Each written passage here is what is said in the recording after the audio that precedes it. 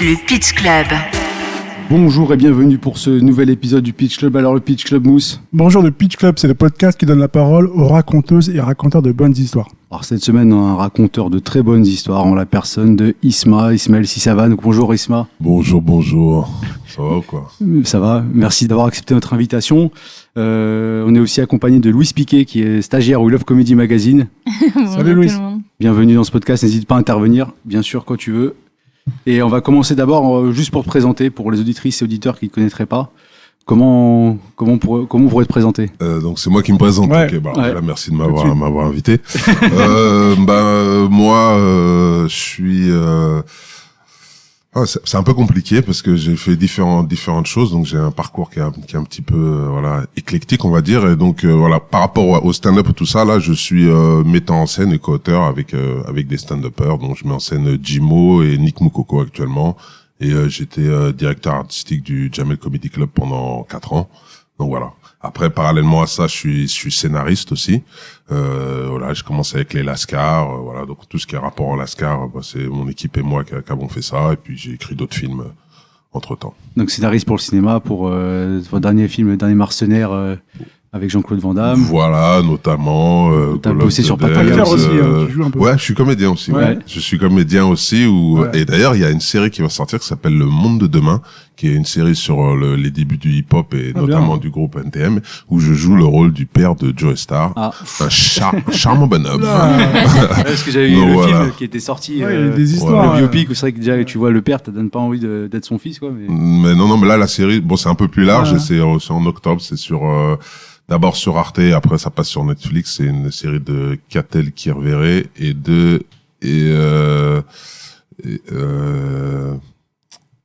je me rappelle plus trop. Ça va, J'ai pas envie de. Super projet en tout cas. Et alors, donc tu disais tes actus, donc c'est le spectacle de Nick Moukoko qui s'appelle Chronique, et tu bosses aussi sur en ce moment le spectacle de Jimo à 100%. Voilà, exactement. On vous invite tous à aller voir ces deux spectacles, et en préparant l'émission, on a eu Nick Moukoko au téléphone. Ouais. Et, il a laissé un message. il a laissé un message élogieux. Franchement, c'était un ami comme ça, faut le garder. Alors il nous a dit que vous étiez tous les deux fans de Will Smith. Ah. Il a dit surtout t'en parles de ça, quoi. Non, parce qu'en fin de compte, lui, c'est un grand fan de Will Smith. Oui.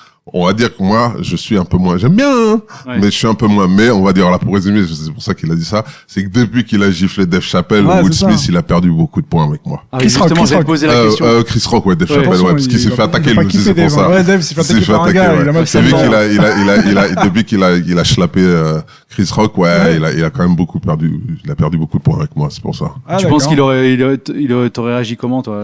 Est-ce que Non, tu vois un mais mec qui te vanne comme ça sur scène? Non, mais moi, Quelqu'un à la de ta limite, famille moi, quelqu'un qui me va sur scène, on va régler le truc. Je lui dis un truc, on va se voir comme des bonhommes entre guillemets. Tu vas régler le truc derrière, tu machin, tu montres que t'es pas. Mais là, ce que j'ai pas aimé, c'est tu rigoles. Et après, t'es schizophrène, tu changes, tu regardes ta meuf qui te regarde en disant, ouais, tu vas rester comme ça. Et toi, tu fais le bolos, tu te lèves, tu vas gifler un mec qui mesure 1m50 et qui pèse 40 kilos et aux Oscars qui va rien faire. Tu marches comme un cow-boy, comme si t'étais dans ton film. J'ai du mal à respecter la démarche.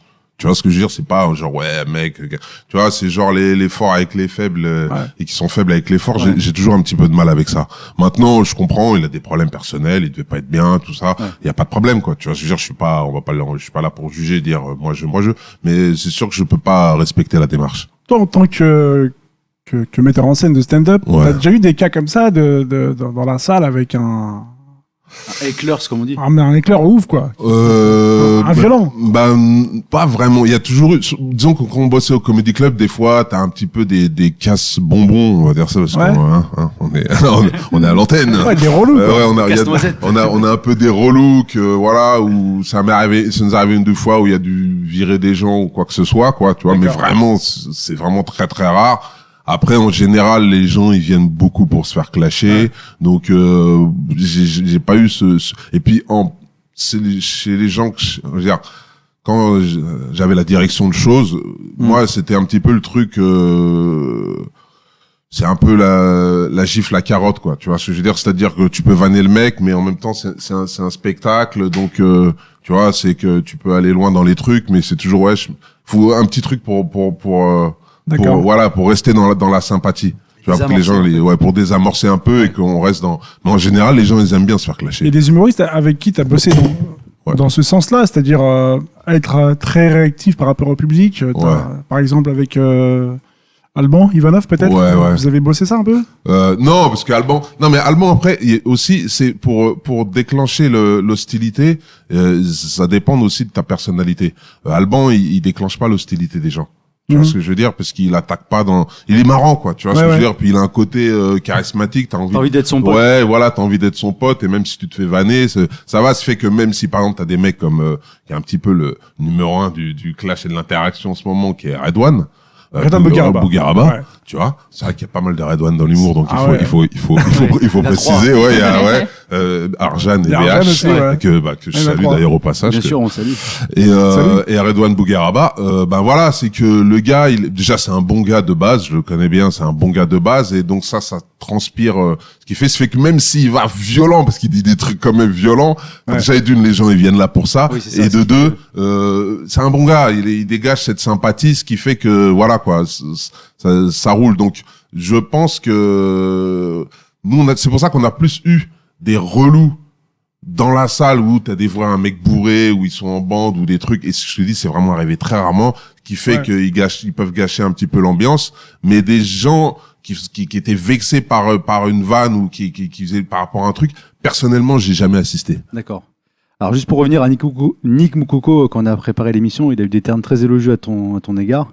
Alors, il te décrit comme quelqu'un de droit, transparent. Il dit c'est quelqu'un qui te pousse, que ce soit dans tes défauts, dans tes qualités, à t'améliorer. Il dit que tu es franc, honnête, et qu'on peut avoir totale confiance en toi, très intelligent, humble, curieux, innocent. C'est-à-dire que tu as un côté un peu enfantin dans l'approche artistique.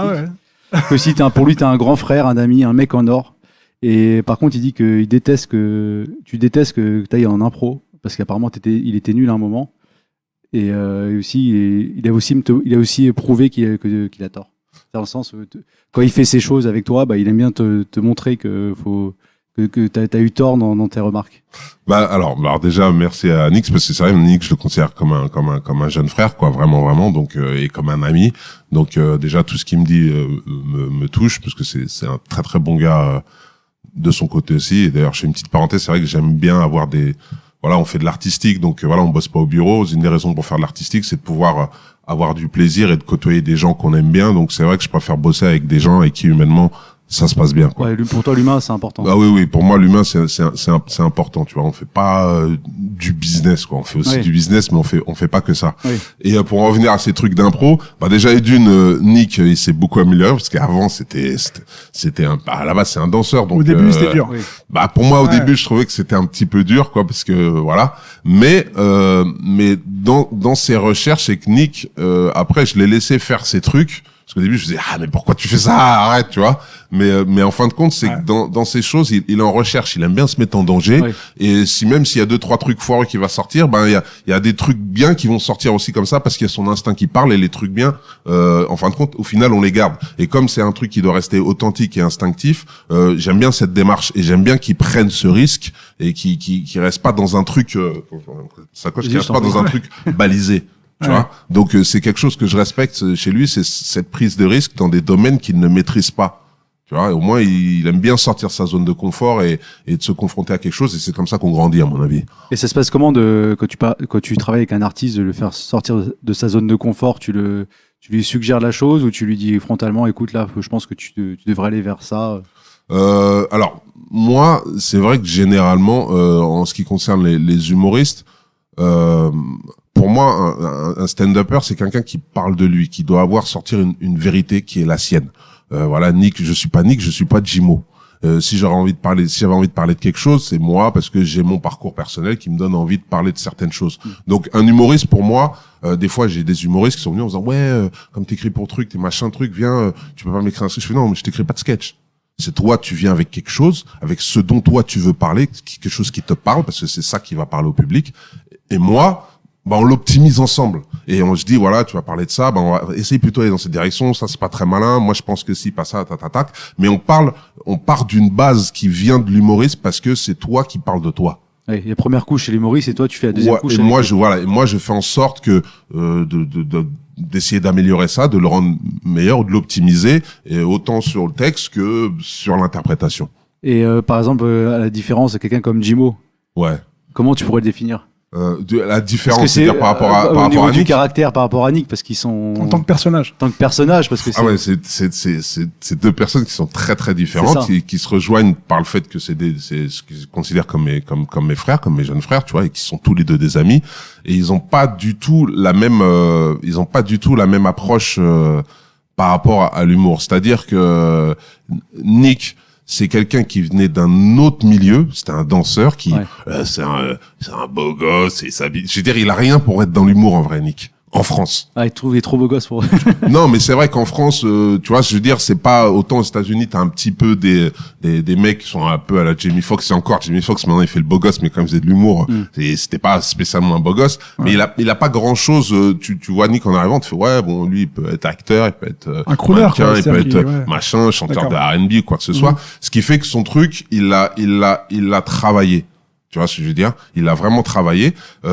Jimo, il a travaillé aussi, mais Jimo, il a réussi il a un truc qui est un petit peu, les gens, ils le voient arriver, il dégage de la sympathie, il peut faire rire en disant des choses que d'autres diraient qui ne marcheraient pas, parce qu'il a une identité qui est très propre, et c'est vrai que bosser avec les deux, c'est vraiment des processus qui sont très très très différents, parce que, je sais pas, je veux pas dire que Jimo il est plus instinctif,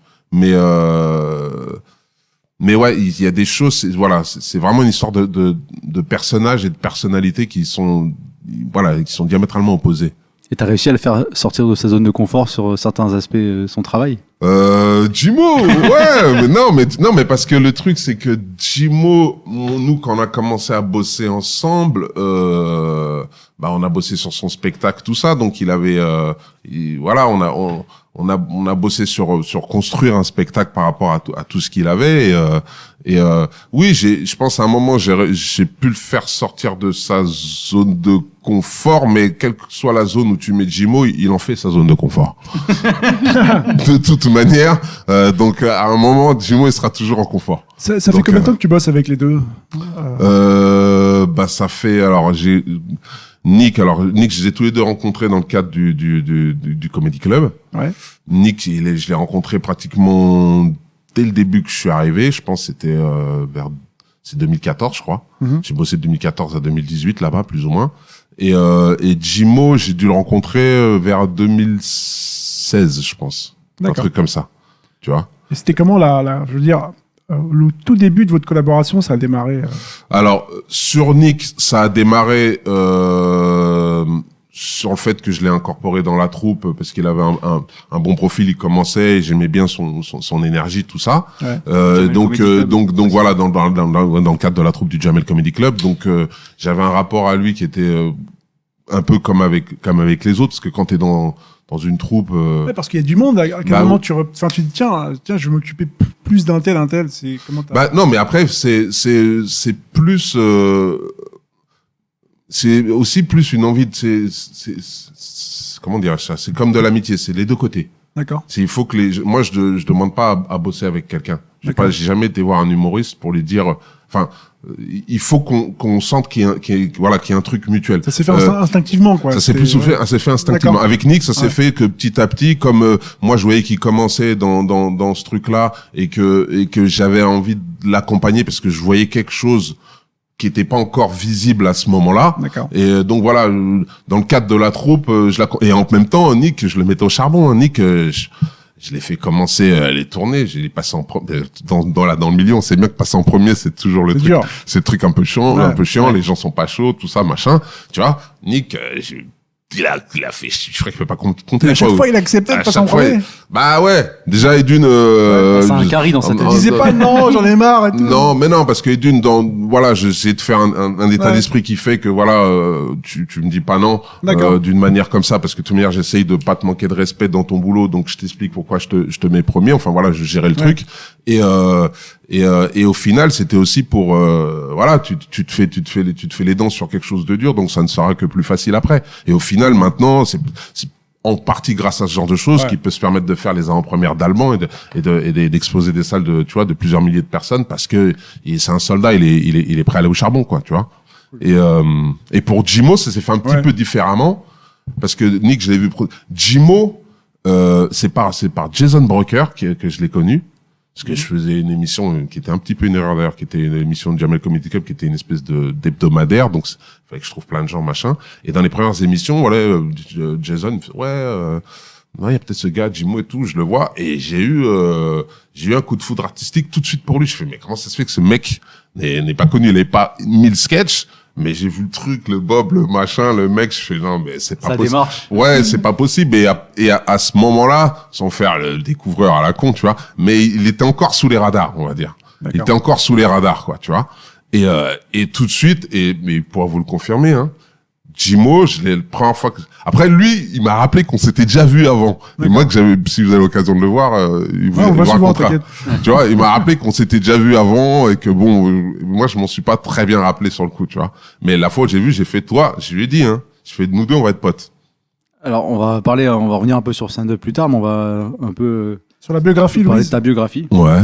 Vas-y, Louise. Attaquer je te laisse le cuisiner un petit peu à feu doux. Hein. Vas-y. Alors, du coup, on s'est renseigné vraiment les trois espions un peu du Paname. Donc, on a vu que tu avais fait une fac scientifique à Orsay, enfin la fac de scientifique d'Orsay. Ouais. Très vite arrêté. Tout à fait. Parce que ça te plaisait pas, t'avais fait un bac S du coup pour en arriver là. J'avais fait un bac. Alors moi, je suis à une époque où le bac S ça n'existait pas parce que j'ai 50 ans cette année, je vais sur mes 51. Okay.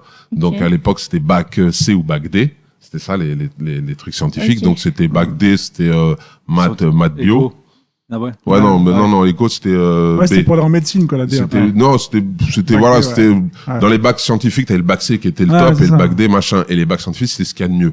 Et moi, en fin de compte, j'avais passé un bac scientifique juste par, orgueil en disant que, voilà, c'est ce qu'il y a de mieux, Et pour plaire un peu aux parents ou... Bon, non, parce que mes parents, ils étaient pas trop au courant des trucs, des bacs, des trucs. C'est juste, c'était vraiment par pur orgueil de, voilà, à l'école, moi, à une époque, c'était un petit peu plus compliqué, donc c'était un peu pas couleur locale. T'avais un peu l'étiquette que t'allais être mauvais à l'école, et moi, justement, ça a été ma motivation. Ça m'a jamais plu, mais je me disais, ouais, y a pas de raison que bac scientifique c'est mieux, bah vas-y, je vais faire ça, quoi. Prouver, voilà, j'ai voulu faire ça, voilà, quoi. exactement. Et donc dans la logique, parce que jusqu'au bac. Tu te réfléchis pas, tu fais, moi, j'ai passé à l'année d'après, à un moment, faut se dire qu'est-ce que je vais faire, tu vois. Et en fin de compte, je me suis inscrit à la fac d'Orsay, parce que c'était soi-disant bien, je sais pas quoi.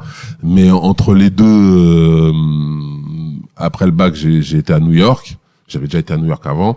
Et puis j'ai fait, là, j'ai pété un plomb, j'ai passé un mois à New York, Harlem et tout, machin truc. C'était comment?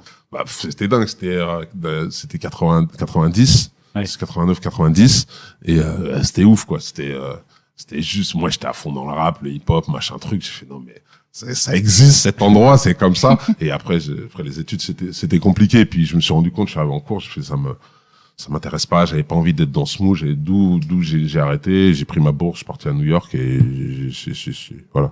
Ouais, t'avais déjà trouvé un coup de cœur, donc forcément revenir et se remettre derrière les bancs de la fac, ouais. Ça devait être dur, quoi. Non, mais surtout que j'ai décidé, je me rappelle clairement avoir décidé à ce moment-là que j'allais faire ma vie dans l'artistique. Ok.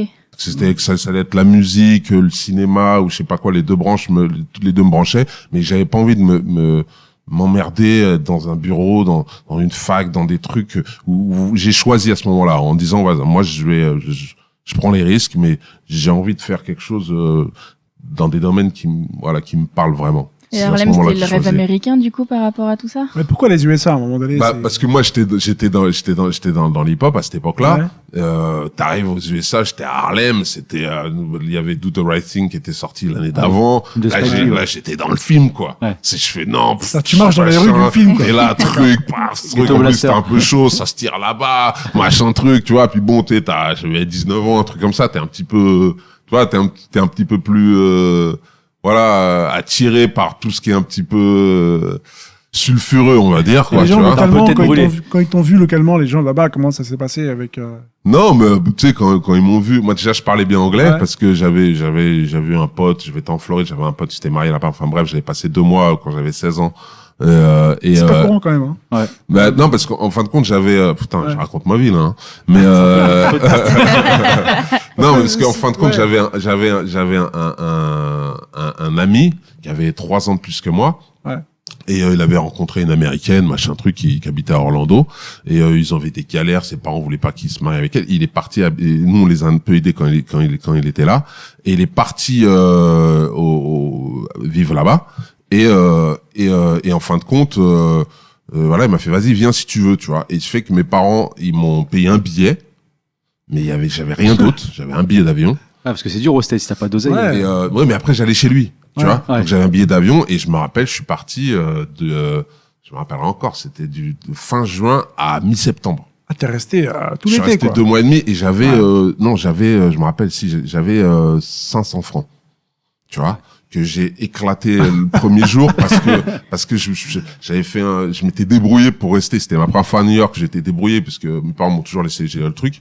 Parce que c'était Orlando, il y avait pas de vol direct et il y avait un vol donc je pouvais faire Paris-New York, New York Orlando. Et moi je m'étais débrouillé pour pouvoir rester une journée à New York parce que voilà, puis c'était en 88 machin truc, je suis resté une journée à New York. J'avais un avion le lendemain matin, sauf que le lendemain matin, pour moi, je savais pas que c'était un autre aéroport. T'es à Kennedy, LaGuardia, et t'as Newark, qui est dans le New Jersey. Et moi, je vois Newark, tu vois. Et donc j'ai perdu 2 jours là-bas. Faut vivre, manger, machin truc. Je dormais dans l'aéroport, machin truc. J'ai un peu galéré. SDF? Non, pas t'étais SDF, dehors, quoi. 2 jours. Tu dormais dehors, quoi. C'est une galère. Non, en fin de compte, j'ai dormi une nuit à l'aéroport. J'ai dormi une nuit à l'aéroport. Faut le faire. Mais non, C'est comme si t'attendais ton avion et que tu t'endormis sur le côté. Non, parce que le truc, c'est que puis bien, j'avais déjà été, j'avais en allant bled, j'avais passé des semaines tout seul à traverser la Guinée avec, j'ai toujours eu des galères dans les voyages, très jeune, dès 14 ans, donc, là-bas, Okay. et puis tu sais, c'est une autre époque, en vrai. Si on se rend pas compte, il y avait pas de portail, pas de truc, tes parents, ils te lâchaient, quoi. Tu l'appelais, ils s'inquiétaient pas plus que ça. Là, aujourd'hui, t'as 15 ans, tes parents, ils t'ont pas, au bout de 5 heures au téléphone, tout le monde a peur, il faut toujours être pisté, machin. Avant, c'était pas ça. Tu vois ce que je veux dire? C'est une époque, il n'y avait pas de portail, il n'y avait pas de truc. T'appelais quand t'appelais. Il y a pas de casque sur les vélos. Oui, c'est ça, tu vois ce que je veux dire? Donc, moi, je me suis retrouvé, mais voilà, 88, j'arrive 42e, des putes, des macros, ça vend de la weed dans la rue et tout. Je vois le truc des gens, j'achète une casquette Kangol, les gens, ils volent devant moi, des bagarres et tout. J'étais là, je faisais, oh, mais ça tue. Tu vois,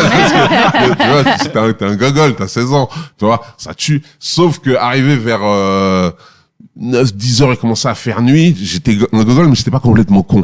Et je me suis dit, je vais pas passer la nuit dans cette rue-là parce que c'est pas ouf. Donc, j'ai été dormir à l'aéroport, mais en fin de compte, j'ai eu plein de galères là-bas. Et donc, fait qu'en 2 jours, j'ai niqué tout mon argent. Mais comme j'étais après, une fois que je suis arrivé en Floride, j'étais plus ou moins pris en charge là-bas. Mon pote, il bossait. Je me suis retrouvé avec sa femme et la mère de sa femme qui ne parlait pas du tout français toute la journée, ce qui fait que voilà, au bout de 2 mois et demi, je parle anglais, quoi. C'est tu dingue. vois. Ouais, Donc c'est une belle aventure, quoi. C'est pour ça que quand je suis retourné à New York, je parlais déjà anglais. D'accord. Plus tard. Mais après, tu dis que tu savais pas trop ce que tu voulais faire dans l'artistique, mais on a lu un peu en faisant des recherches que tu étais abonné à Télérama. Non, alors j'étais pas abonné à Télérama. C'est une erreur de. Non, j'étais pas. C'est ma mère, elle achetait Télérama toutes les semaines, et moi je lisais toutes les sorties de films qui sortaient, les résumés qui réalisaient, tout ça, machin truc. C'était le cinéma, ça a toujours été un truc où je faisais où pour moi c'était un moyen de s'évader, on va dire. Bien sûr. Et d'ailleurs, quand je suis allé à New York, c'était pour faire une école de cinéma. Oui, c'est ça, et ça coûte cher là-bas. C'est ce que je me suis rendu compte en arrivant. C'était $50,000 l'année. D'ailleurs, je crois que c'est beaucoup plus cher. Non, mais c'était il y a longtemps. C'est cher. Maintenant, c'est 4 fois plus cher, quoi. Ouais. C'était $50,000 l'année. Donc voilà. Donc bien sûr, j'ai pas fait d'école de cinéma. Tu veux d'école que t'avais démarché, Non, mais moi, j'étais malin, mais j'étais un peu un gogol aussi. C'est-à-dire que moi, je me suis dit, bon, je vais aller là-bas. On verra. Je vais trouver. On verra, machin truc. Et donc, je me suis inscrit à rien du tout. J'avais quand même réussi à avoir un visa d'étudiant en passant par les parents d'amis, parce qu'il fallait avoir un certain niveau financier pour avoir un visa d'étudiant. Où ils voulaient être sûr que tu travailles pas là-bas. Et en même temps, moi, je m'étais renseigné pour avoir une carte de sécurité sociale, il fallait avoir un visa patata, ce qui fait qu'avec cette carte-là, je pouvais bosser. Donc, je savais que je pouvais bosser. Donc, je suis arrivé à New York et j'ai bossé en tant que coursier à vélo. À vélo. Ouais. Le hip-hop arrive à quel moment là-dessus là? Non, le hip-hop, c'était déjà là. T'es déjà là? Ouais, c'était déjà là. Le hip-hop, c'est quand, je sais plus, vers... Parce que toi, tu Non, découvres le hip-hop à quel moment? je sais plus, comme tout le monde, Sydney, machin, tout ça, mais j'accroche pas autant que ça. J'accroche un petit peu plus tard. J'accroche vers 85-86. Donc c'était plus cinéma à l'époque. Ouais, j'étais plus cinéma. Et Mon nom est personne. Non, oui, exactement, qui était Ton film préféré. Ouais, et un film s'appelle aussi Nous nous sommes tant aimés, d'Ettore Scola. Oui. Parce que j'ai eu la chance d'avoir un magnétoscope très tôt. Et à l'époque, ceux qui avaient des magnétoscopes, tu peux avoir un magnétoscope, mais t'avais pas beaucoup de cassettes. Ouais, c'est vrai. Donc là, clairement, t'avais une cassette que tu enregistrais des Ou trucs la vidéothèque. ouais, et encore Vidéoclub, c'était un peu cher, c'était un peu relou. Et donc, je me rappelle, mon nom est personne, c'est un des films que j'avais en truc, que j'ai regardé plein de fois. Et d'ailleurs, genre 1000 fois, quoi. Je trouve toujours qu'il y a il y a tout dans ce film. Tu vois. Par rapport à quoi? Il a pas vieilli, hein, c'est... Par rapport au sens de la vie, par rapport à la jeunesse, par rapport à la vieillesse, par rapport même après, je me suis rendu compte, c'est ce qu'on appelle un film méta, qui est une espèce de truc par rapport, c'est un film qui est sur le cinéma et sur la manière dont les westerns sont traités. C'est un truc sur le changement d'époque, c'est un truc sur le passage de relais, c'est un truc sur un jeune peut apprendre d'un vieux, un vieux peut apprendre d'un jeune et l'échange de génération et puis voilà quoi. Et sur la légèreté et la gravité de la vie en même temps. En plus, c'est un film marrant. Ouais, c'est ça. Plutôt, je dis ça, j'avais 13 ans. Ça se donne des grosses baffes. Coups de poing, des trucs, des machins. Bon, voilà quoi, tu vois. Puis la musique quand même. Oui, c'était Ennio Morricone. Ouais, Morricone. Ouais. Et donc t'avais quand même cette appétence pour le cinéma. Enfin, ouais, voilà. C'était et quand le hip-hop est arrivé, j'étais toujours, parce que mon père était grand mélomane, écoutait beaucoup de musique, tout ça, et donc voilà, j'hésitais entre la musique et le cinéma. Mais c'est vrai que quand je suis parti à New York, mes deux objectifs, c'était m'inscrire dans une école de cinéma ou faire de la musique, mais je me voyais pas moi-même faire de la musique. J'avais pas passé le pas. Je me voyais essayer de faire des études d'ingé son, essayer de toucher au truc, peut-être quand t'oses pas trop toucher au truc, mais de loin, quoi, tu vois. Et tu te voyais pas comme interprète, quoi. Tu voulais, non, parce que produire et écrire pour d'autres. Ouais, puis en même après ces trucs, mon père parce que mon père est décédé juste après mon départ. Et t'as vu les blédards et tout, c'est un autre truc. Tu te dis je vais être rappeur, tout ça, c'était pas. Je suis pas sûr que ce soit. Alors que le cinéma, encore ça passait, tu vois, réalisateur, ça passait, tu vois là, genre. Rappeur, faire tu vois, je voyais pas le truc, il me mettait bien à l'amende, donc je voyais pas le truc. Et puis voilà, puis en fin de compte, après, à mon retour, je me suis dit, j'ai un pote qui a lancé un groupe, machin truc, il m'a dit, ouais, t'as pas envie qu'on essaie de faire des trucs, et voilà, puis je me suis lancé dedans, quoi. Alors le groupe, c'est Mama Intellect, c'est ça? Non, d'abord, moi, c'est un gars qui s'appelle Chimiste. D'accord. Qui m'a mis le pied à l'étrier, on va dire. Qui commençait un truc. Après, d'où ça a monté la Clica, tout ça, machin truc. Oui. De la Clica, moi, je me suis mis avec après il y a eu des embrouilles, machin truc. Je suis parti avec mon pote, un gars qui était mon pote à l'époque, j'ai pas vu depuis. Où on a fait Mama Intellect. Oui. Et de ça, après, moi, j'ai eu un pote qui s'appelle Eski, un pote américain, d'où on a fait le truc dans Time Bomb. Oui. Et voilà, on a fait notre petit parcours là-dedans. Et après j'ai bifurqué dans le truc. Ça n'a jamais marché. Ouais. J'ai jamais gagné un franc avec mon rap. Mais ça m'a permis de rencontrer les Oxmo à l'époque, les trucs qui étaient des petits. T'as vu Booba apparaître? Oui, Booba, il était dans la Clica. Oui, c'est ça. Avec Ali. Mais il rappait pas à l'époque. Oui, c'était un danseur. Mais moi, à l'époque où je l'ai connu, peut-être il dansait, mais il était plus un mec autour. D'accord. Tu vois ce que je veux dire? Il était plus un mec autour. Je vais pas te dire, j'ai vu Booba danser, c'est pas vrai. Tu vois ce que je veux dire? C'était plus un mec autour. Et ils arrivaient, quand moi je suis parti, parce que c'était avec Coup d'État phonique, les guégués, tout ça, machin. Et donc, ouais, j'ai vu tout ça arriver. X-Men aussi, même chose. Gilles, David et Polo aussi qui avait fait un... Alors Polo, je le connaissais pas. Ah, ok. Non, c'était le gars de Solo, lui, Polo, je crois. Ouais. Clic, je n'ai plus de balles, je sais pas quoi. Démon chargeur, ouais. Voilà, c'est ça. Non, je voyais qui c'était, mais c'est pas quelqu'un que je connaissais. C'était un peu enfin, certains disent que c'est l'âge d'or du rap français. Alors, est-ce que c'est un truc d'ancien de dire ça? Est-ce que tu penses que le rap maintenant a un nouvel âge d'or? Alors moi, j'ai un avis un peu au niveau du rap. Quand les gens disent le rap c'était mieux avant, je suis pas d'accord. Tu vois, parce que je pense que les mecs ils rappent beaucoup mieux aujourd'hui. Les mecs ils écrivent beaucoup mieux aujourd'hui techniquement. Après sur le contenu, on peut ne pas être d'accord, mais techniquement les constructions de phrases, tout ça, les rimes, les bidules. Parce qu'avant tu disais nanana et nanana et nanana et. Tu vois ce que je veux dire? Là il y a quand même ça se prend plus la tête. Les mecs ils ont des. D'ailleurs Booba a beaucoup amené à ce truc-là. Tu vois, il a amené beaucoup de choses au rap.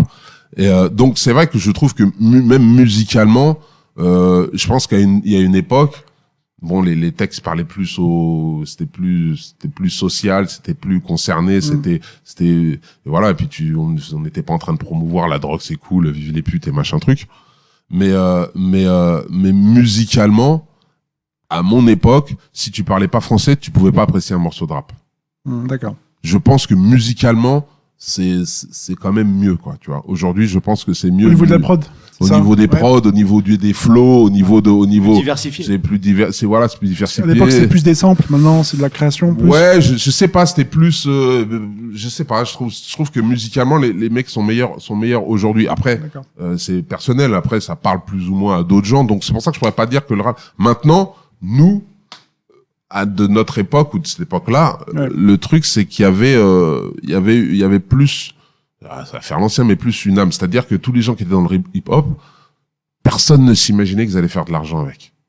Tu commençais pas de le rap en disant je vais être riche, c'est pas ça. Tu dis parce que je vais être un bon rappeur, parce que dans tel quartier on va bien m'aimer, parce que bidules comme les graffeurs. Donc il y avait peut-être plus une âme, une fraîcheur quoi. Ouais, il y avait une âme, il y avait un truc de peut-être plus sincère dans la démarche à la base.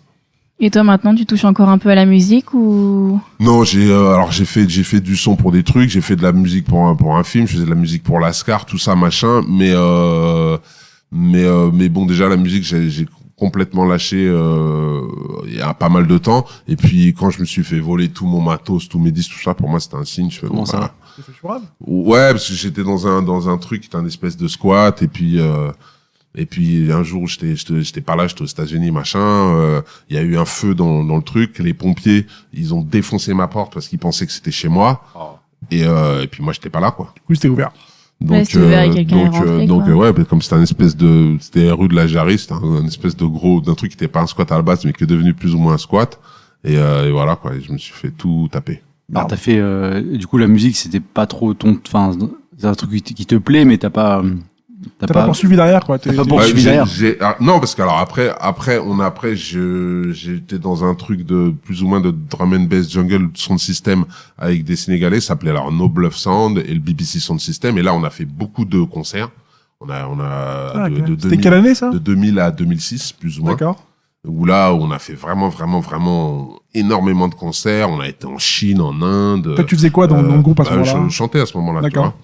Et là, on a dû faire, je sais plus, donc au niveau de la scène, on a dû faire, je sais plus, on a dû faire plus de 200 concerts, 200-300 concerts, quoi, tu vois. Ce groupe existe toujours ou Non, il n'existe plus. Et on finissait par faire, on a fini d'ailleurs vers 2006 à faire les premières parties des Zéniths de Louise Attaque, tu vois, parce qu'une nous aimait bien, tu vois, parce qu'on avait gagné les découvertes du Printemps de Bourges et tout, machin, tu vois.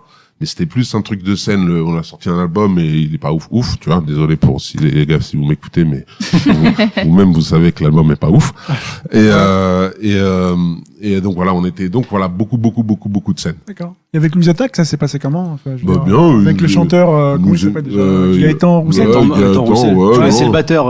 Ouais, bah là c'est par Alexandre. En fin de compte, je crois que c'est par le batteur que nous on avait un gars dans le groupe qui le connaissait. Et non, c'est très bien. Le bassiste est cool, le violoniste aussi. Après avec les gars, ils ont fait avec d'autres chanteurs parce qu'on était trois sur scène à faire les vocaux. On avait 4 même.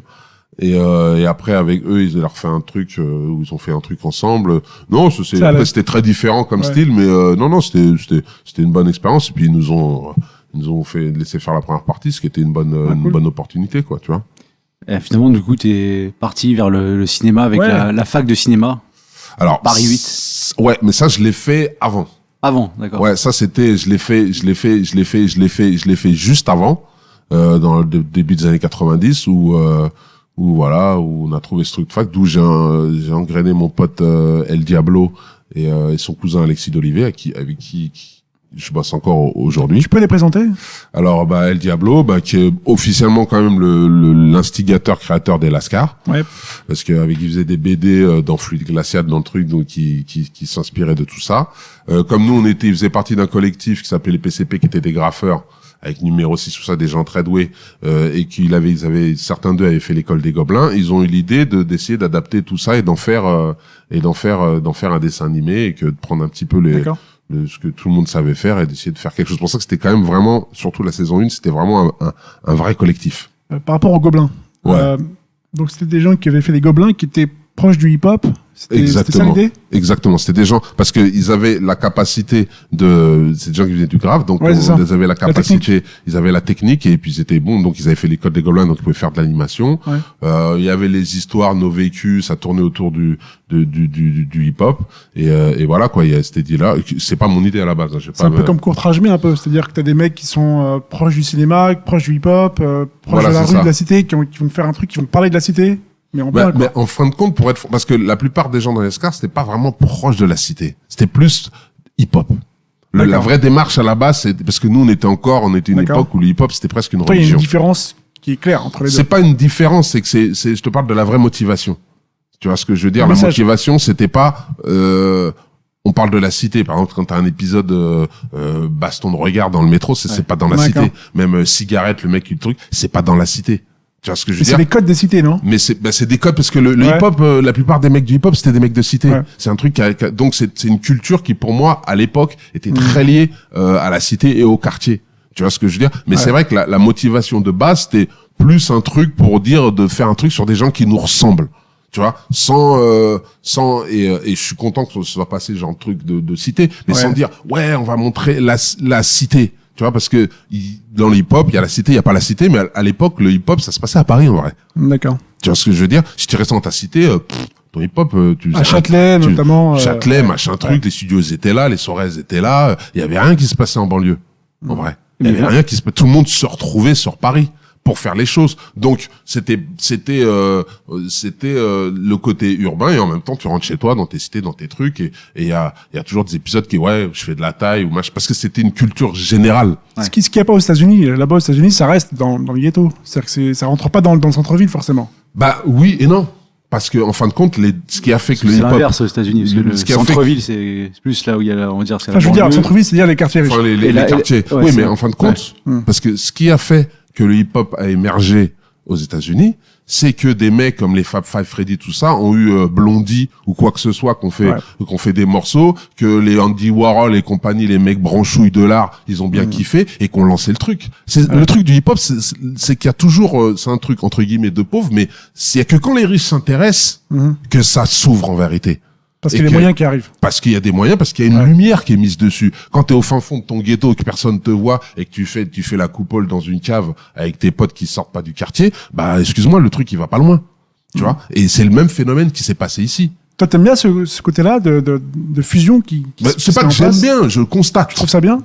Enfin, je veux dire, pour toi, ça a aidé, c'était non, mais que j'aime ou que j'aime pas, c'est juste, en vrai, c'est un constat. D'accord. Tu vois ce que je veux dire? C'est juste les choses, c'est comme ça qu'elles se sont passées, et c'est comme ça que après il y a des bons et des mauvais côtés. C'est-à-dire t'as un côté où tu sais, quand tu restes que entre toi et qu'il y a que toi machin truc, il faut bien qu'il y ait quelqu'un ailleurs qui voit pour que ça s'intéresse. C'est positif à la fin, quoi. Au final, ça reste positif. Ouais. Et le problème, c'est que ça peut dénaturer le truc aussi. Ça, je parlais de ça aussi. Je veux dire, le fait de perdre son âme, de perdre le fluide, tu sais, d'origine pure, quoi. Oui, mais après ça dénature. Ouais. Mais un truc qui reste toujours pur, c'est comme tu te mélanges pas, c'est qu'entre nous ça va pas. Ça ne bouge pas. C'est comme de l'eau qui stagne. Tu vois, de l'eau, elle est là, ok, elle se mélange pas, elle va pas dans des fleuves, il y a rien qui arrive dedans, mais ça croupit, ça stagne.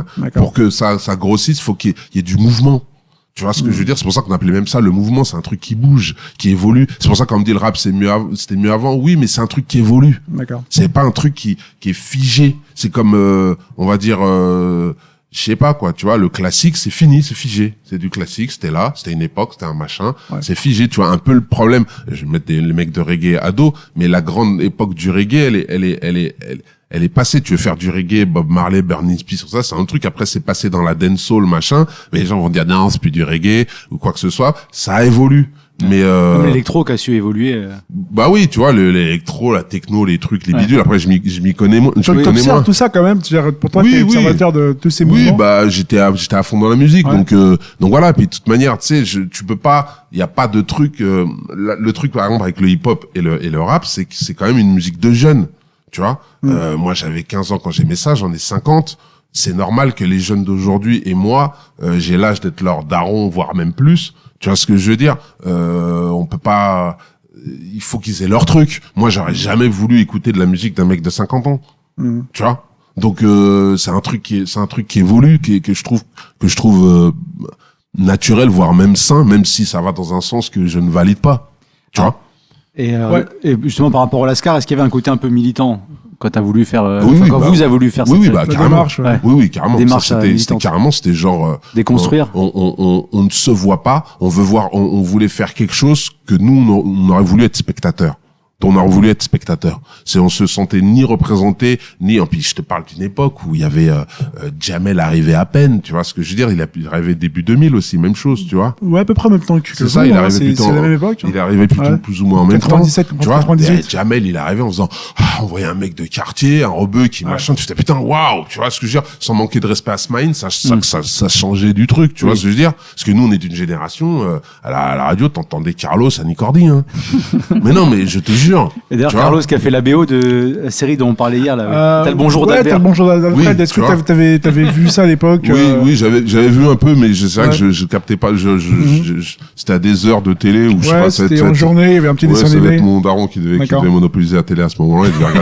Il devait regarder Derrick ou je sais pas quelle autre série. Donc j'ai pas trop vu. Mais et t'es content justement du résultat que vous avez apporté à la postérité que ça apporte? Au final, ouais. Après moi, je me rends pas énormément compte, c'est peut-être par humilité ou c'est peut-être par truc, mais c'est vrai que je me rends compte maintenant que on était un peu pionniers dans notre truc, tu vois, que même des dessins animés hip-hop urbains, même aux États-Unis, il y en avait pas. Tu vois, il y a eu Boondocks, c'est fait après, d'autres trucs, mais ça s'est fait quand même après. En France, n'en parlons même pas. Ouais. Donc, et puis surtout, je suis content qu'il y a par exemple, le petit jeune avec qui joue le rôle de Didier et de Joey dans la série, il me fait, mais t'es fou, il a 20 piges, il me fait, t'es fou, les Lascar, on a saigné. Tu vois, et je me dis, putain, cool. C'est-à-dire qu'il y a des mecs de 20 piges qui se sentent encore concernés par ce truc que quand nous, on avait 20 piges. Ouais. C'est culte comme âge, quoi. Tu sais, ça continue, tu sais, c'est ça. C'est aussi comment dirais-je, c'est l'avantage de l'animation. Parce que l'animation vieillit moins, mais plus de temps à vieillir que la prise de vue réelle. Un dessin animé, il peut rester actif sur 50 ans. Parce que, bon, après, il y a quelques trucs, il y a pas de portal, machin, truc. Alors que des fois, dans un truc, tu vois les sables, tu vois les machins, tu vois. Alors que sur de l'animation, c'est moins évident. Et l'animation vieillit beaucoup mieux en règle générale. D'accord. Tu vois. Toi, tu te vois, enfin, l'aventure, elle a duré combien de temps? 10 ans, 12 ans, à peu près? Entre le début et le film. Bah non, mais l'aventure, elle a duré. Alors, on a fait, c'était 98 ou les premiers essais. Ouais. 2000, 2001, je crois que ça va sur les chaînes de Canal. Mais bon, c'était le premier truc en clair sur Canal, parce qu'à l'époque c'était crypté machin. C'était le premier truc en clair sur Canal. Ça durait 1 minute. La vérité, j'ai vu qu'un seul épisode. Le premier. Parce qu'à chaque fois, tu te dis, c'est vrai qu'il faut attends, je cherchais un truc, tu reviens, putain merde, tu vois, c'était 1 minute, quoi, tu vois.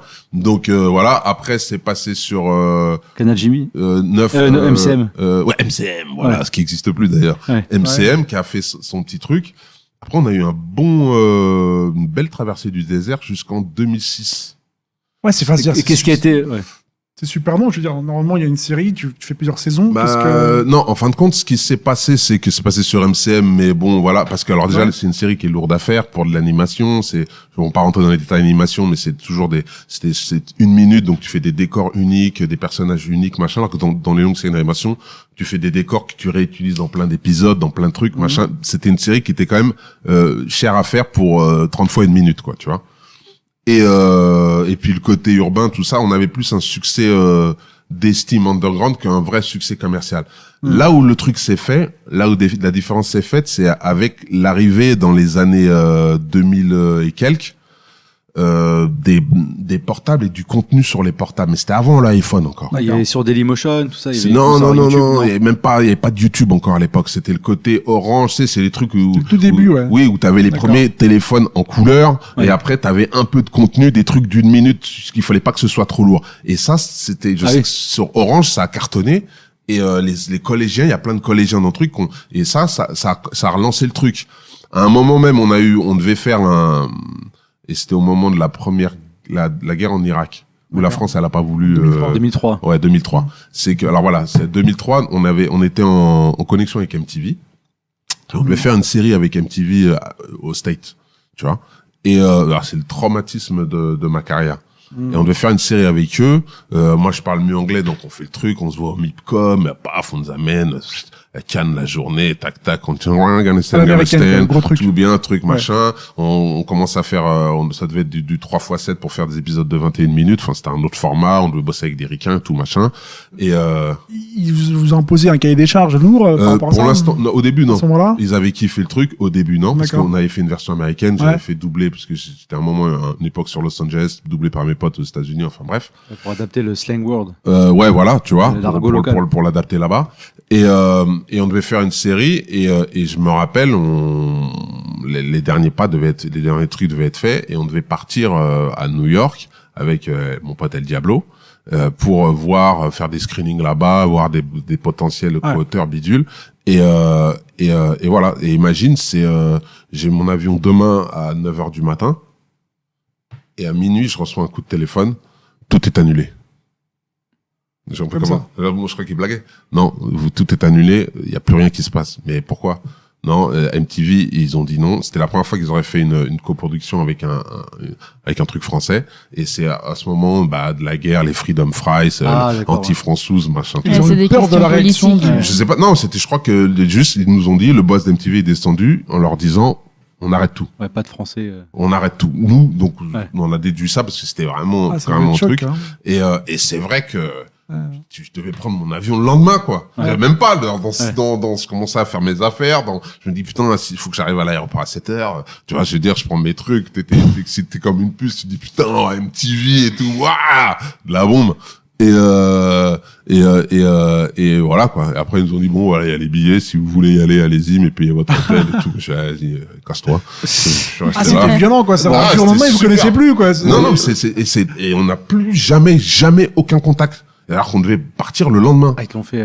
Ah ouais, et après ça, c'était très compliqué jusqu'à ces trucs avec Orange, machin, où ils se sont rendus compte que c'était viral parce qu'on était comme malgré nous, par économie, on a fait un truc de 1 minute qui en fin de compte s'avère être un format qui s'est avéré plus ou moins révolutionnaire parce qu'il était pratique. Tu regardes un truc sur 1 minute, sur un machin. Vous avez inventé les vidéos TikTok avant l'heure. Ouais, quasi inexistant. Parce que c'est 1 minute les vidéos TikTok. Ça n'existait pas. Belle production d'une minute. Format court. C'est ça. Et les besoins, les gens, Orange avait besoin de formats sur leur téléphone parce que les petits commençaient à avoir des trucs. Et ça, des trucs machin, ça a marché. Et d'où, après, on a réussi à négocier pour faire un long métrage et une deuxième saison. Et ça, on a lancé ça en 2007, un truc comme ça. Vous avez pu relancer la machine, repartir avec les mecs. Ouais. Du coup, long métrage pour lequel vous avez eu des prix en plus, donc ça a dû relancer un peu le truc. Oui, le long métrage, on n'a pas vraiment eu de prix, mais on était au Festival de Cannes, Semaine de la critique. Petite compensation quand même qui est pas. Ah non, mais c'était super, ça a relancé. T'es à Cannes, Semaine de la critique, puis tu sais, on avait un beau casting quand même, avec Cassel, on avait Fred, Diane Kruger, on avait Jams à l'époque, tu vois, machin truc, tu vois, Gilles Lelouch, Donc non, ça a relancé le truc, ce qui fait que derrière, on avait relancé une saison 2. Derrière, après, Canal, ils ont voulu rebondir sur le truc et faire un truc en prise de vue réelle, c'est avec des vrais comédiens. Donc c'est une espèce de spin-off de Lascar. Ça n'a rien à voir avec le dessin animé, mais c'était autre chose. Donc on a fait 2 séries avec eux qui ont gagné des prix aussi, meilleur programme court, tout ça. Et voilà, puis là on écrit en fin de compte, là on est en train d'écrire le 2 de Lascar, du long métrage, parce que attends, il y a une suite qui arrive. Millimage, ils fêtent la production, ils fêtent leurs 30 ans ou je sais pas quoi, et comme c'est un peu un de leurs trucs, ils ont voulu relancer le truc. Millimage, c'est la production. C'est le studio qui avait fait enfin, c'est un studio, je veux dire, c'est une production d'animation. Tu vois ce que je veux dire, parce que Lascar est passé de main en main, parce que bon, bref. Ils ont récupéré le... Oui, enfin, je suis pas très intéressant, mais en tout cas, au moment quand on a fait le long métrage, c'était déjà Millimage. Et donc là, on fait le 2 et on travaille même sur une saison 3, de programme court d'une autre forme où on ouvre avec différents auteurs et vous avez trouvé la chaîne qui va c'est en discussion. Ça c'est autre chose, ça c'est encore autre chose. Ils sont en train de voir chaîne, plateforme, bidule, c'est pourquoi 2024, 2025? Bah non, mais là on est dans l'étape du synopsis, donc l'animation ça fait c'est dans trop de temps qu'on finit ce scénar et qu'ils construisent le film. Il y a un petit peu de temps. C'est le problème de l'animation, c'est que ça prend du temps. Mais avec les nouveaux moyens. Même avec les nouveaux moyens technologiques, on peut pas accélérer le processus de fabrication. Tu peux peut-être accélérer un petit peu, mais ça reste long. C'est pas comme un tournage où tu tournes et voilà, tu tournes 1 mois, 2 mois, c'est là, chaque image, faut la fabriquer, quoi. Et sur la forme, est-ce que le cadre va changer ou ça va rester sur la lignée de ce qui a été fait auparavant? C'est-à-dire le cadre, les lieux, les personnages. Oui, après je peux pas trop parler du pitch, quoi. C'est encore au début. On reprend non, parce qu'on a déjà quand même on a pas mal avancé dessus, mais ça reprend les personnages, tout ça, quoi, tu vois, mais ils évoluent un peu, mais dans l'animation, ils vieillissent moins vite que les autres, mais voilà. T'arrives à gérer ton emploi du temps parce que là, donc t'es sur ça, t'as également coécrit un film avec David Charon, dans Les Mercenaires. Avec qui j'avais déjà réécrit le premier de l'autre côté du périph', c'est moi qui l'avais totalement réécrit. C'est vrai. Et donc il m'a appelé sur des Mercenaires, donc mais ça c'est les Lascar, c'est arrivé après, on a signé. D'accord. Comment t'arrives à gérer tout ça avec le métier de metteur en scène, avec tu sais, en même temps on n'est pas l'usine, hein. Tu vois ce que je veux dire, c'est-à-dire c'est quand même assez cool, je gère mon truc, je me lève quand je veux, je fais tu vois, c'est voilà, faut un peu d'autodiscipline si t'as envie de faire des choses, mais non, ça va, déjà en vrai je bosse, je pense toujours que je bosse pas assez, tu vois, il faudrait vraiment que si je bossais plus, je produirais plus de choses. Mais non, justement l'avantage du live et des scénarios, c'est que quand tu fais du stand-up, tu as le résultat tout de suite. Tu vois les rires, tu vois le machin. Il y a encore ce côté scène, tu vois ce que je veux dire, auquel j'étais habitué quand je faisais de la musique. Alors que cinéma, t'as pas ce rapport aux gens. C'est tu fais ton film, le temps qu'il se fasse, déjà t'as besoin de plein de gens pour le truc. Le stand-up, le mec il est là, il prend son micro, il fait les vannes, ça marche. Là, faut que tu t'écrives des trucs, trouver un producteur, un machin, tac, le processus c'est long, t'as besoin de plein de gens, puis il faut tourner, puis il faut machin, puis quand ça tourne, c'est le résultat de t'es dans la salle, tu regardes, si les gens rigolent. Ça n'a rien à voir en vérité. C'est deux énergies que j'aime, qui sont complémentaires, et tu rigoles plus. Puis les mecs du stand-up, ils sont gauleries, et puis vous voyez bien au Paname, ça truc, puis c'est une espèce de communauté, c'est gaulerie, c'est un truc qui est humain, qui est plus sympa que dans le cinéma, qui est puis surtout qu'en tant que scénariste, tu passes la majeure de ton temps devant ton ordinateur et t'es tout seul, quoi, tu vois. Là, on enregistre au Paname, c'est un comedy club. Pour toi, le comedy club, c'est quoi? Qu'est-ce que ça représente comme endroit? C'est j'allais dire, on paraît que l'Éthiopie c'est le berceau de l'humanité, tu vois, mais là c'est le berceau, c'est là où tout se fait, quoi. C'est la salle du temps, tu vois ce que je veux dire, c'est vraiment l'objet Comedy Club pour toi, donc, en tant que formateur de stand-upper, enfin. Mais non, mais c'est l'étape obligatoire, c'est même c'est le but du truc, tu vois. Surtout que déjà que c'est un peu comme le hip-hop, c'est un peu une culture qui est venue des États-Unis. Il y avait des humoristes ici, hein. Mais Coluche c'était pas un stand-upper. Tu vois ce que je veux dire? C'était un très bon humoriste. C'était même certains peuvent dire que c'était il faisait du one man, que c'était le meilleur. Je remets pas en cause la qualité du gars ou même de ce que faisaient les humoristes avant, mais c'est pas le même format. Tu vois, c'était plus des sketchs, plus des choses comme ça. Donc le Comedy Club, c'est un truc qui est aux États-Unis depuis des années et des années et des années, quoi. Tu vois. Et le fait de même c'est une nouvelle culture qui s'est installée ici. C'est-à-dire que entre le Jamel Comedy Club qui était un petit peu le premier et qui est pas vraiment un comedy club d'ailleurs, pour être franc. Plus un cabaret. C'est plus un théâtre, ouais. Un théâtre. C'est un théâtre où tu viens et un cabaret où tu viens un truc. C'est un peu sans faire le lèche-bot, mais c'est vrai que c'est quand même un peu le Paname qui a été le premier vrai comedy club. Et pourtant moi j'étais sans rentrer dans moi j'étais au Jamel Comedy Club et sans rentrer en détail, il y avait à un moment c'était pas toujours l'amour fou entre les deux institutions, quoi. Tu vois ce que je veux dire? Il y avait une troupe à gérer. C'était comme une revue, en fait. Mais c'est ça, tu gères une troupe et tu fais ta troupe et tu joues le week-end ou quoi que ce soit. Et en semaine, c'était d'autres gens qui jouaient leur spectacle. Voilà. C'était plus un théâtre. Là, c'est vrai que tu consommes, tu vas machin. Tous les soirs, il y a des gens. Les gens, ils peuvent se faire la main. Au Comedy Club, tu viens pas pour te faire la main.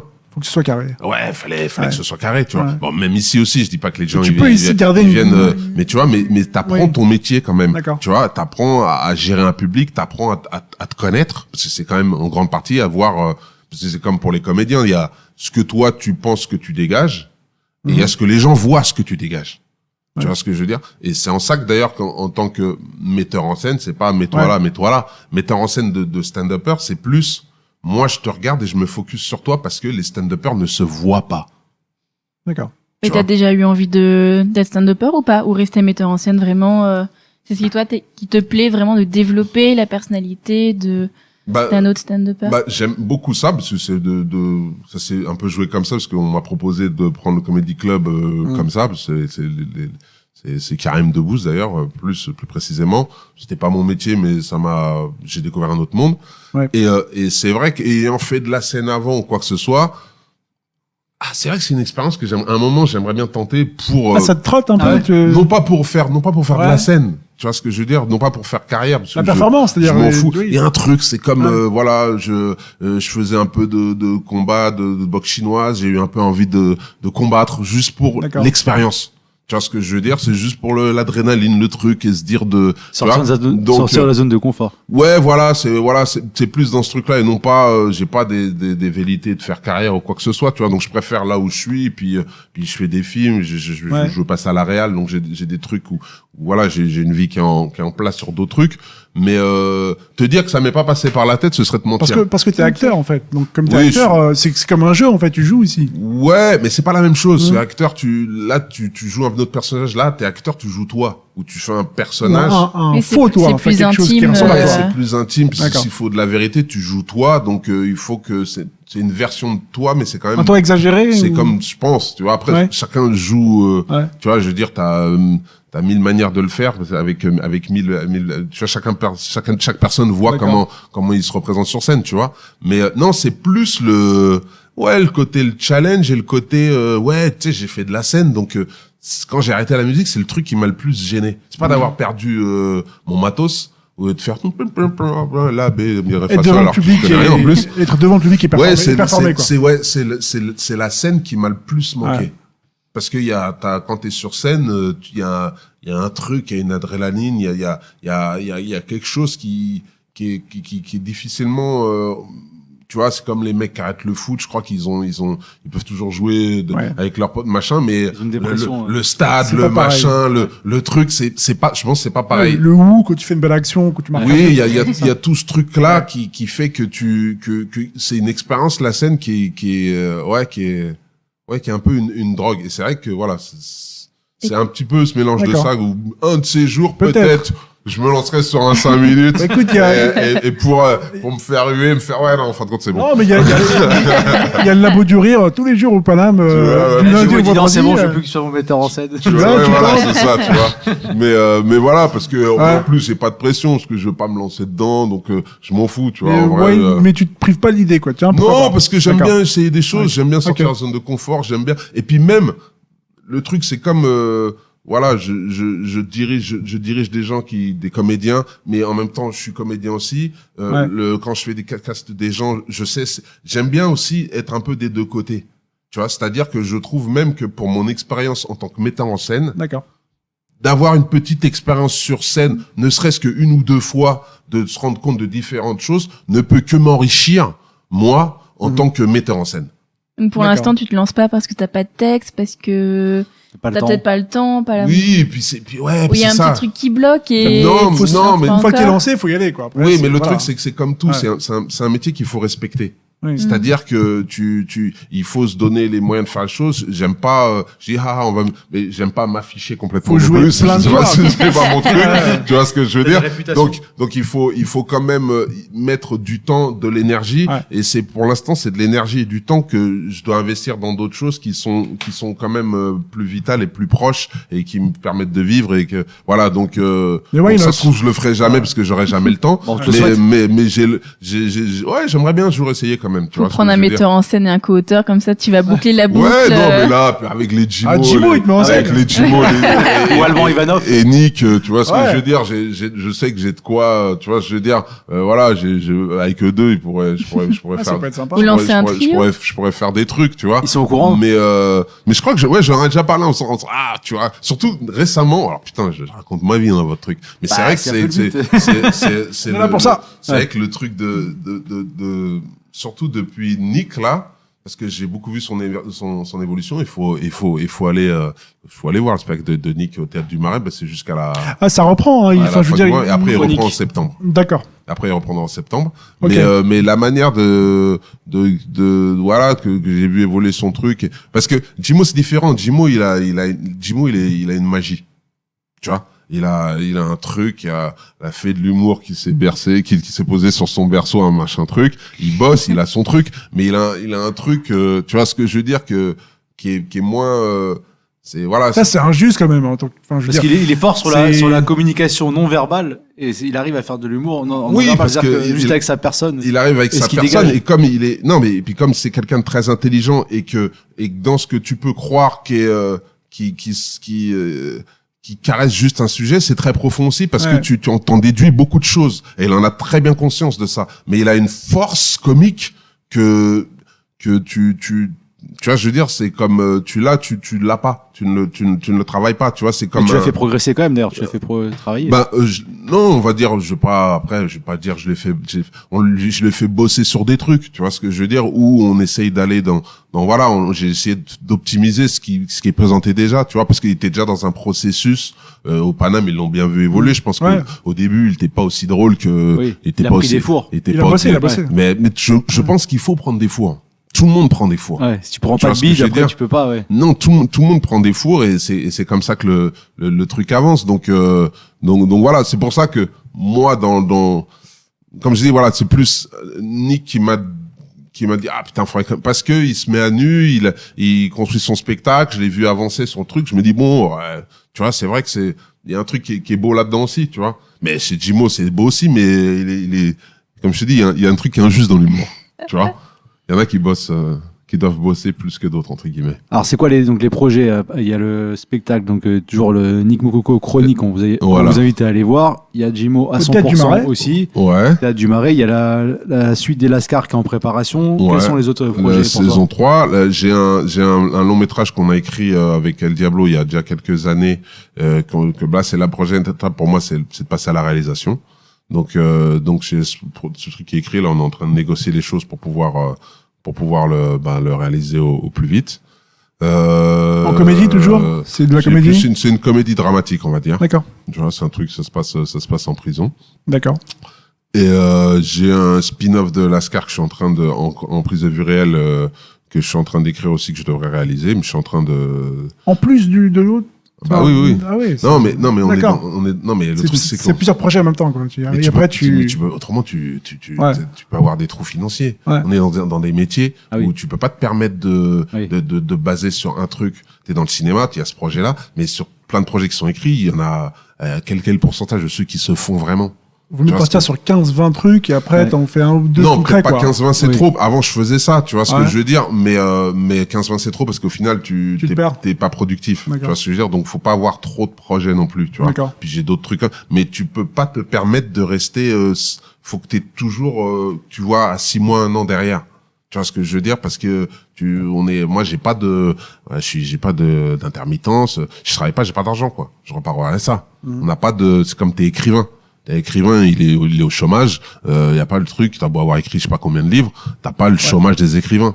Moi, j'ai pas d'argent qui rentre, j'ai pas d'intermittence, j'ai pas de cachet, j'ai rien du tout. Donc je peux pas me permettre de rester en galère. J'ai passé l'âge d'être en galère. Donc il faut que j'ai toujours un roulement de choses et toujours quelque chose en cours, parce que même pour attirer des projets, t'as un mec qui t'appelle en disant non, je voudrais bien te parler de ce projet, tu fais quoi en ce moment? Bah ça tombe bien, je fais rien.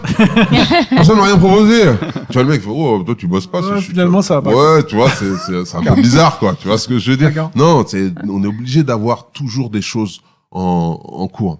Oui, puis, c'est obligatoire. Au niveau même intellectuel, ça te permet de rester ton cerveau qui continue à se muscler, quoi. Il faut que t'aies toujours, il faut que t'aies toujours des idées en tête, faut que t'aies toujours que tu penses au prochain projet et même à celui d'après, que quand t'as pas fini celui-là, que t'as autre chose, t'es obligé. Mais je te dis que ce soit autant intellectuel que au niveau économique, quoi, même pratiquement. Pour un jeune ou une jeune humoriste qui démarre, là, qui a 18-19 ans, qui écoute, qu'est-ce que tu conseillerais de faire comme démarche tout de suite? Faut faire les choses. C'est faire les choses. Dans tout, il faut faire les choses. Tu vois, un humoriste, faut que tu te prennes la tête, tu grattes 2-3 minutes de quelque chose et que t'ailles te confronter. Et que la confrontation, les murs vont faire que tu vas progresser, tu vas apprendre et tu vas voir si t'es fait pour ce métier ou pas, entre guillemets. Prendre des cours de théâtre, tu penses, enfin de jeux de comédie, ça peut être intéressant, c'est pas obligé. Après tu sais, c'est toujours bien de tu vois, d'élargir sa culture et ses capacités. Donc je veux pas te dire ne pas le faire. Mais d'abord la scène. Mais pour moi c'est la scène.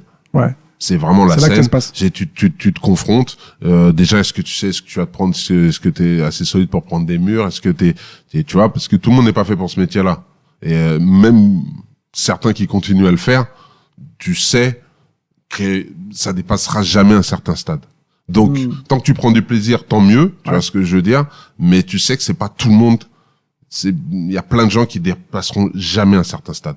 Tu vois ce que je veux dire? De l'humour qui est non, comme ça. Et t'en as même qui, tu vois, s'ils bossent, il y a un truc de charisme, de présence, de quelque chose t'as des choses qui se travaillent et t'as des choses qui ne se travaillent pas. Tu vois? Et moi, c'est vrai que chez les gens, j'essaye de voir les choses qui ne se travaillent pas. Et s'il l'a déjà. Le reste, l'addiction, le bidule, c'est pas assez malin, ces trucs, faut l'attaque, tu sais pas construire. Je veux dire, c'est pas grave, ça se travaille. Mais il y a des choses de toi, de ce que tu dégages, de comment t'es, qui ça, tu les as ou tu les as pas. Et tu peux voir si quelqu'un, avoir de la personnalité, quoi. Je peux pas te dire. Avoir un style. Mais il y a des bouts, je pourrais faire de la scène ou pas? Non. Bon, moi, je suis là. D'ailleurs, un micro, ça va très bien. Il faudrait que je le vois sur scène. Non. David, tu chantes, David. Ça, c'est autre chose. Chanter, faire la scène. Il faudrait que je te vois sur scène. Tu vois un chanteur, prends David. Et en même temps, ce que je te dis, c'est il y a pas de vérité absolue. C'est-à-dire que ça se trouve, l'autre, il va monter sur scène aujourd'hui, je vais te dire ce que j'ai jamais dit à aucun artiste, hein. Je vais te dire à lui, jamais de la vie, il fera carrière, mais ça se trouve, il va revenir dans 1 an, et je vais faire, putain, le mec s'est transformé, tu vois. Donc, il y a pas de vérité absolue, hein, c'est de l'art. Hein. D'accord, ça reste de l'art, et en tout cas, et merci. Du travail. Exactement. Travailler. Merci beaucoup d'avoir été avec nous. Déjà, j'étais très honoré que, j'étais étonné qu'il m'invite. Pourquoi il m'invite moi? Tu vois ce que je veux dire? Parce que ça fait sens, les lascars, le stand-up, le cinéma. Pour nous, c'est naturel, tu vois, t'inviter parce que c'est un podcast, excuse-moi, c'est un podcast. Oui, vas-y, je t'en prie, Mousse. Voilà, qui parle des métiers de l'humour et de la comédie, et t'en fais partie depuis tellement longtemps. Je suis très honoré, merci, et voilà, puis j'ai raconté ma vie, parce que moi, j'aime bien blablater, donc il y a pas de problème. T'inquiète. C'était très intéressant. Merci encore, Ismaël. Merci à vous. Merci Ismaël, et on se retrouve donc la semaine prochaine pour un nouvel épisode du Pitch Club. Au revoir. Le Pitch Club.